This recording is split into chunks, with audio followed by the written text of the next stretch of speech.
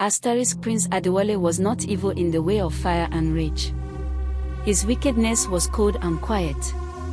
The elders said he did not hunt with a spear, but with a smile. His guards did not take people by force in the daylight. Instead, the chosen would simply vanish after sunset, their huts left empty, their cooking fires still warm. It was said the prince made gifts of these people to something old that lived in the dark soil, something that gifted him power in return. The only sign was a single, muddy footprint left behind, a footprint that was not human. My name is Kofi. I am just a farmer. I live in a small village near the big river. This story is true. It happened last rainy season. Our Prince, Adewale, was a handsome man. He always wore fine clothes and smiled at the people. But we were afraid of him. When he walked past, it felt cold. The dogs would not bark.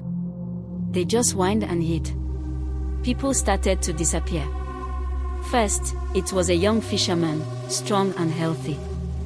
Then, 2 sisters from the next village. They were just gone. No struggle, nothing. The prince's guards would come the next day. They looked sad. They said they would look into it. But they never found anyone. My older brother, Jabari, he was brave. He said we should not be scared.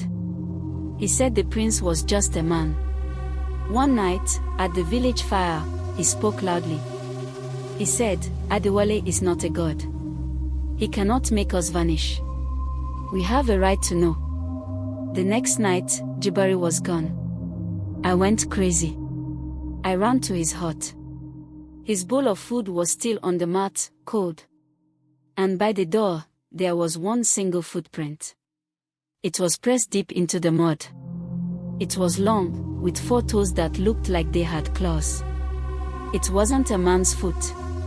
It wasn't an animal I knew. My heart turned to ice. I knew the prince had taken him. I didn't think.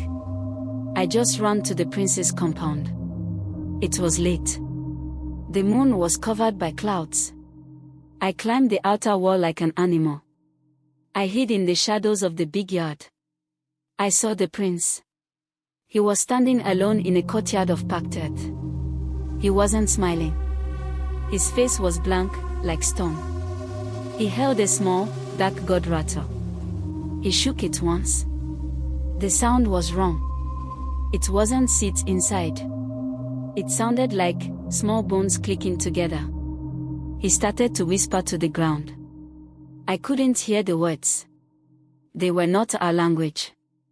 The air got very still. The night bugs stopped singing. Then, the earth in front of him began to move. The soil bulged up, like something was pushing from underneath. It was black and wet, like tar, but it was dirt. It shaped itself into a form. It was about the size of a man, but it had no face, no details.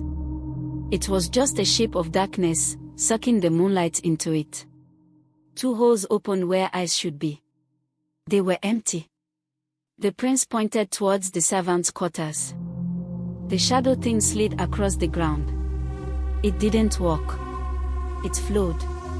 A minute later, a young kitchen boy, maybe 10 years old, walked out. His eyes were closed. He was sleepwalking.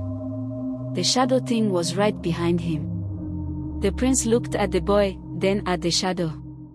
He gave a small, slow nod. The shadow thing wrapped around the boy. It didn't grab him. It just absorbed him. The boy was there 1 second, and the next, he was gone inside the darkness. There was no sound. The shadow thing seemed to get a little thicker, a little more solid. Then, it sank back into the earth, leaving no hole behind. The ground was smooth again. The prince turned his head. He looked right at my hiding place. He couldn't have seen me. It was too dark.